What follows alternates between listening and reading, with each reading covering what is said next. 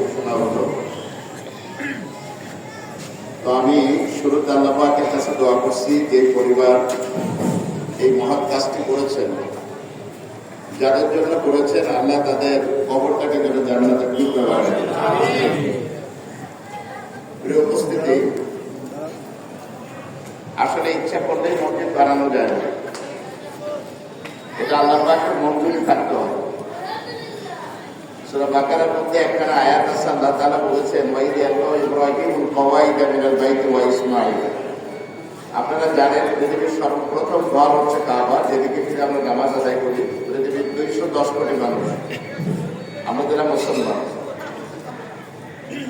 আজ থেকে 3450 বছর আগে মুসলিম জাতির পিতা হযরত ইব্রাহিম আলাইহিস সালাম কাবাকে যখন পুনর্নির্মাণ করতেছিলেন, এই নির্মাণ করতে করতে তার সাথে সহযোগিতা করতেছিলেন তারই সন্তান হযরত ইসমাঈল জবিরুল্লাহ। এটা করতে করতে শেষ হয়ে গেল। তো কয়েকটা পাথর বেঁচে ছিল, টোকানো পাথরগুলি, যেগুলি এনে একটার উপর একটা রাখতেছিলেন হযরত ইব্রাহিম আলাইহিস সালাম, আর মধ্যখানে হাত বুলিয়ে দিচ্ছিলেন হযরত জিবরীল আলাইহিস সালাম বিসমিল্লাহির রহমানির রহিম বলে। এই কথাটুকু বলার সাথে সাথে একটা পাথরের সাথে আর একটা পাথর জয়েন্ট লেগে গিয়েছিল। সর্বশেষ যে পাথরগুলি থাকলো, আল্লাহ তাআলার কাছে হযরত ইব্রাহিম আলাইহিস সালাম বলেছিলেন, এখন এই পাথরগুলি কি করবো, এটা তো মসজিদে। তা আল্লাহ বললেন, ইব্রাহিম একটা কাজ করো, তুমি সমস্ত পাথরগুলিকে ছোট ছোট করে টুকরো টুকরো করো। এরপর কি করবো, তুমি জামালে আবু কুবাইস ওঠো। আপনারা যারা এখানে হজ ওমরা করেছেন আপনারা চিনবেন, মক্কার পাশে অর্থাৎ কাবার পাশে 5টা বড় বড় পাহাড় ছিল। তখন 2টা পাহাড়কে কেটে কেটে ছোট করা হয়েছে, অর্থাৎ সাফা এবং মারওয়া, যেখানে হাজী সাহেবরা দৌড়ায় সাধারণত, এই 2টা। আর জামালে কাবা আছে একটা, জামালে ওমর আছে একটা, আর একটা আছে জামালে আবু কুবাইস। এই 5টা পাহাড়ের পাথর দিয়েই কিন্তু কাবা ঘর পুনর্নির্মাণ করা হয়েছে। এখন আল্লাহ বললেন যে তুমি সব থেকে বড় যে টপ মোস্ট পাহাড়টা এর একেবারে শীর্ষ চূড়ায় ওঠো। ইব্রাহিম আলাইহিস সালাম তখনও জানেন না আল্লাহ কি করতে চাচ্ছেন, উনি তো কাবা নির্মাণ করে ফেলেছেন। আল্লাহ বললেন ওখানে ওঠো, উঠেছেন তিনি। এবার আল্লাহ বললেন, ইব্রাহিম তুমি এক কাজ করো, তোমার ডান বাম সামনে পিছনে 4 দিকে, মাশরিক মাগরিব শিমাল জুনুব 4 দিকেই তুমি এই ঘরের হজের জন্য মানুষদেরকে আহ্বান করো, যেটা আল্লাহ রাব্বুল আলামিন কোরআন কারীমের মধ্যে কোট করে দিয়েছেন। ওয়া'আদিন ফিন নাস বিল হাস ইয়াতুকা রিজালান ওয়া আলা কুল্লি দাবিরিন ইয়াতিনা মিন কুল্লি ফাজ্জিন আমিন। তুমি মানুষদেরকে ঘরের জন্য আহ্বান জানাও, হজের জন্য। তুমি দেখবে দ্রুতগামী যানবাহনে চড়ে, কেউ ক্ষীণকায় যানবাহনে চড়ে, কেউ পদপথে হেঁটে হেঁটে এই কাবার কাছে উপস্থিত হয়ে যাবে।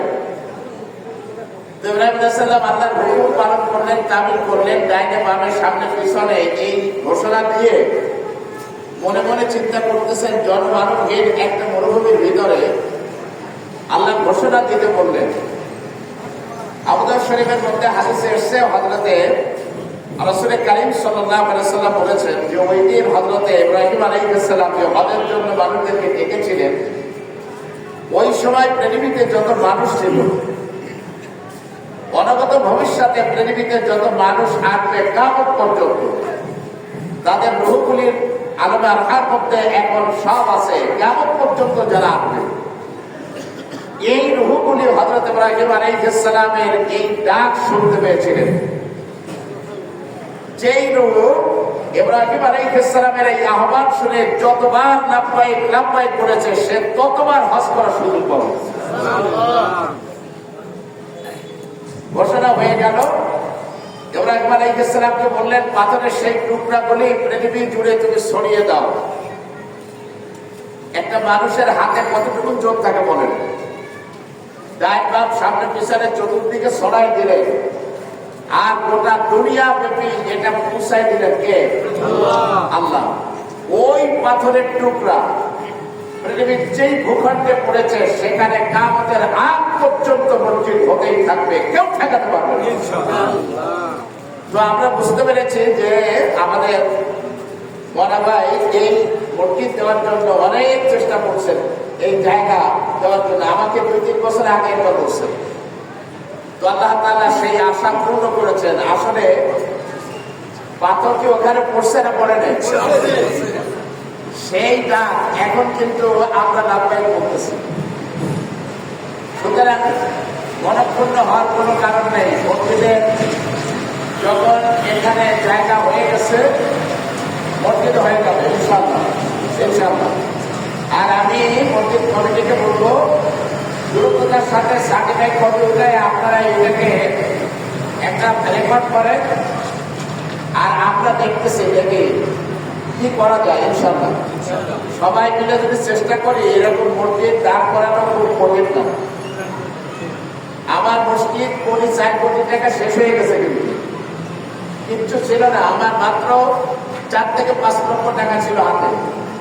একটু জেড নিচ থেকে উপর পর্যন্ত সমস্ত জায়গায় পাথর ঢালাই, আর ভিতরে কিন্তু কোনো টাইলস দেই নেই, সব গ্রানাইট দিয়েছে, সব থেকে দামি জিনিস। তো আপনারা দোয়া করেন, এর থেকে ভালো জিনিসও তো হতে পারে, হতে পারে না বলেন? আল্লাহর খাজানায় কোনো কিছুর অভাব আছে নাকি? অভাব নেই। একখানা হাদিস বারবার আমরা এখানে পড়তেছি,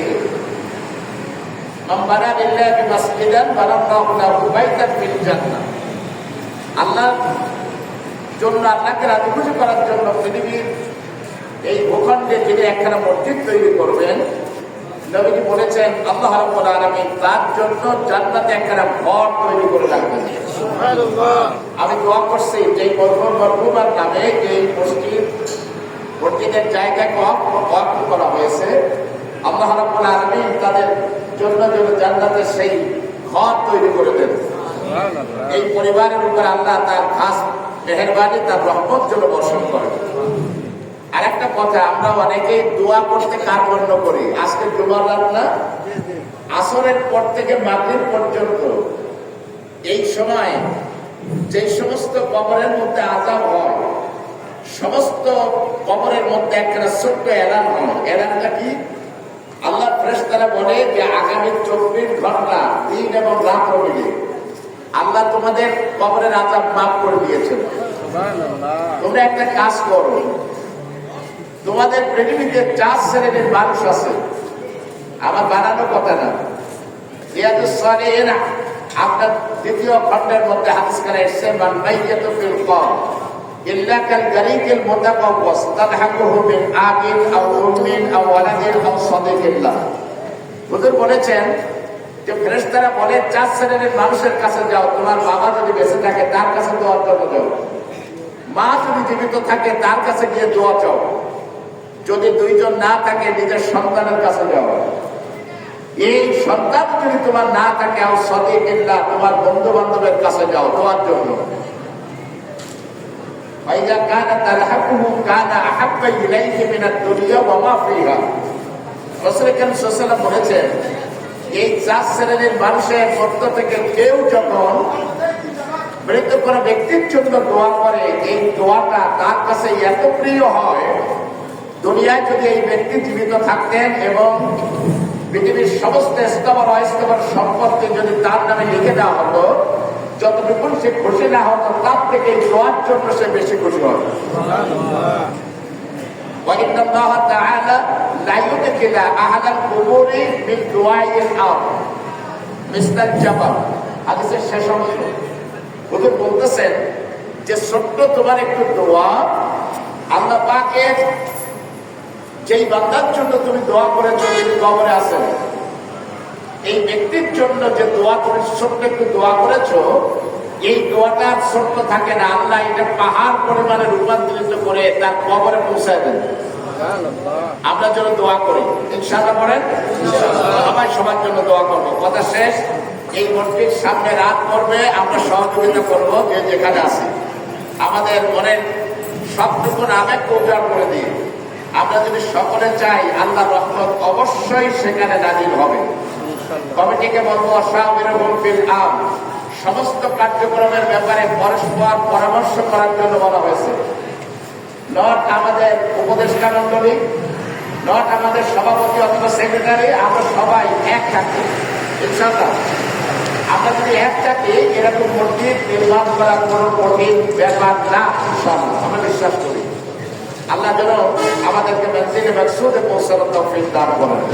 আমরা সকলে নামাজের জন্য শুরু করি। আল্লাহুম্মা সাল্লি আলা وعلى آل إبراهيم إنك حميد مجيد. اللهم بارك على محمد وعلى آل محمد كما باركت على إبراهيم وعلى آل إبراهيم إنك حميد مجيد. أستغفر الله ربي من كل ذنب وأتوب إليه. لا حول ولا قوة إلا بالله. اللهم آمين.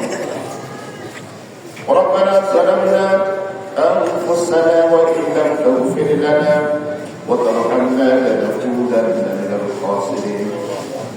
رب ارحمهما كما ربياني صغيرا. আল্লাহ তাআলা পবিত্র জিলকদ মাস, আজকের জুমার রজনী এশার নামাজের পরে আল্লাহ তাআলা একটা নতুন মসজিদ কমিটি, ইমাম মুয়াজ্জিন নিয়োগ, এরপরে সার্বিক বিষয়ে আমরা এখানে আলোচনা করেছি। দীর্ঘক্ষণ এলাকার স্বনামধন্য সমস্ত ওলামায়ে কেরাম এখানে আছেন, রাজনীতিবিদরা আছেন, আমাদের প্রিয় ভাইরা আছেন, এই মসজিদের শুভাকাঙ্ক্ষী সকলে আছেন। আল্লাহ তাআলা তোমার কাছে খাস করে দোয়া করছি, সেই শুরু থেকে এই পর্যন্ত যত আলোচনা হয়েছে, যত চিন্তা হয়েছে, আল্লাহ আমাদের যত মতামত আমরা জ্ঞাপন করেছি, ভুল বিয়াদকে মাফ করে আল্লাহ তামাম আখির টুকুনকে তুমি ইবাদত হিসাবে কবুল করে নাও। রব্বুল আলামিন, আয় আল্লাহ তাআলা এক মরহুম এক মরহুমা সুযোগ্য সন্তানেরা তার আম্মা আব্বার রূহের মাগফিরাতের জন্য মসজিদ এবং মাদ্রাসার জন্য জড়িত আওয়াজ করেছেন। আল্লাহ তাআলা ওই ফ্যামিলির জন্য দোয়া করছি, মেহেরবানি করে মরহুম মরহুমার কবরটাকে তুমি জান্নাতের টুকরা বানায় দাও। রব্বুল আলামিন, ওই ফ্যামিলির সকলের মনোযোগকে এই নতুন প্রতিষ্ঠানের উপরে আল্লাহ তুমি নিবন্ধ করে দাও। রব্বুল ইজ্জাত ওয়াল জালাল, তোমার কাছে খাস করে ফরিয়াদ, আমরা যারা বিভিন্ন দায়িত্ব পেয়েছি, আল্লাহ আমাদের মধ্যে তুমি ইখলাস তৈরি করে দাও। ইখলাসের ভিত্তিতে আমাদের আমলকে সুন্দর করে দাও। সুন্দর করে মসজিদ যাতে আমরা করতে পারি, মাদ্রাসা করতে পারি, আল্লাহ সেই তৌফিক তুমি দান করো। আল্লাহ, আমাদের কোনো টাকা পয়সা নেই, আমাদের অনেক মতভেদ নেই, অনেক যোগ্যতা নেই। আল্লাহ, তোমার কাছে আমরা সারেন্ডার করছি, তুমি আমাদের মতো পাপি দিয়ে এই কাজটি করিয়ে নাও। রব্বুল আলামিন, আমরা যারা হাত তুলেছি, আমাদের মাঝে এমন কেউ নেই যে মুখে হাত দিয়ে বলবো গুনাহ করে নেই। ছোট বড় জেনে না জেনে অসংখ্য অপরাধী গুনাহ করে ফেলেছি। আল্লাহ, আজকের এই মহান অনুষ্ঠানে বসে তোমার কাছে হাত তুলে বলছে আর গুনাহ করো। আল্লাহ, তুমি মেহেরবানি করে আমাদের তামাম জিন্দেগির গুনাহগুলো মাফ করে দাও। রব্বুল ইজ্জাত ওয়াল জালাল, অসংখ্য অগণিত আত্মীয় স্বজন আমাদেরকে ছেড়ে কবরে চলে গেছেন। এমন এক দেশে, এমন এক বাড়িতে তাদেরকে বিদায় করে দিয়েছে, খবর নেওয়ার সুযোগও তুমি রাখো না। আল্লাহ, আজকের এই মোবারক অনুষ্ঠান থেকে তাদের জন্য দোয়া করছি, কবরগুলি তুমি জান্নাতের টুকরা বানায় দাও। রব্বুল আলামিন, আমরা যারা হাত তুলেছি, আল্লাহ, আজকের আমাদের এই অবস্থানের জন্য সব থেকে যাদের বেশি অবদান আমাদের আস্মরণ, আল্লাহ, এই দুজনকে যারা আমরা হারায় ফেলেছি জীবন ধরে, আর কোনদিন আমাদের নাম ধরে ডাকবেন না, আর কোনদিন আদর মাখা কণ্ঠে বলবেন না খেয়েছি কি না খেয়েছি। আল্লাহ, তুমি মেহেরবানি করে আব্বা আম্মা যাদের কবরে, কবরটাকে জান্নাতের টুকরা বানায় দাও। রব্বুল আলামিন, তোমার কাছে আখেরি ফরিয়াদ, সামনে রমজান মাসের আগেই আমরা নতুন মসজিদে ওঠার জন্য এখানে প্রস্তাব জ্ঞাপন করা হয়েছে, কিন্তু তুমি তো রহমান রহিম। আল্লাহ, তুমি মাকাদিরুস সামাওয়াতি ওয়াল আরদ, তোমার খাজানায় কোনো কিছুর অভাব নাই। আল্লাহ তুমি মেহেরবানি করে তোমার নির্বাচিত সেই বান্দাদের এই মসজিদের জন্য মঞ্জুর করো, যেন এখানে পর্যাপ্ত সব কিছুর ব্যবস্থা দ্রুত হয়ে যায়। আল্লাহ তুমি আমাদেরকে সেই সুদিন দেখার মতো তৌফিক আমাদেরকে দান করো। রব্বুল আলামিন, আমাদের এই এলাকার দীর্ঘদিনের মানুষের কষ্ট, আল্লাহ অভাবনীয় কষ্ট, বৃষ্টির মধ্যে আমরা চলাফেরা করতে পারি না, রাস্তাঘাট ঢাকা চূড়া। রব্বুল আলামিন তুমি রহমত করো এই এলাকাবাসীর উপরে। আল্লাহ তুমি মেহেরবানি করলে এটা কোনো বিষয় নয়। আল্লাহ তুমি মেহেরবানি করো এলাকার সমস্ত মানুষের উপরে। আল্লাহ দ্রুত আমাদের এই রাস্তা তৈরি হয়, এই এলাকার কাঙ্ক্ষিত বঞ্চিত সমস্ত উন্নয়নগুলি বর্তমান সরকারের হাত দিয়ে হয়, আল্লাহ সেই তৌফিক তুমি দান করো। আমাদের সকলকে সেই কাজের শরীক হওয়ার তৌফিক তুমি দান করো।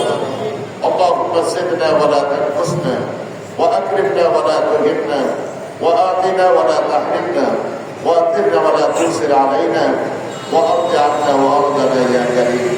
تقبل منا انك انت السميع العليم وتب علينا يا مولانا انك انت التواب الرحيم. سبحان ربك رب العزة عما يصفون والسلام على المرسلين واجعل آخر كلامنا عند الموت لا إله إلا الله محمد رسول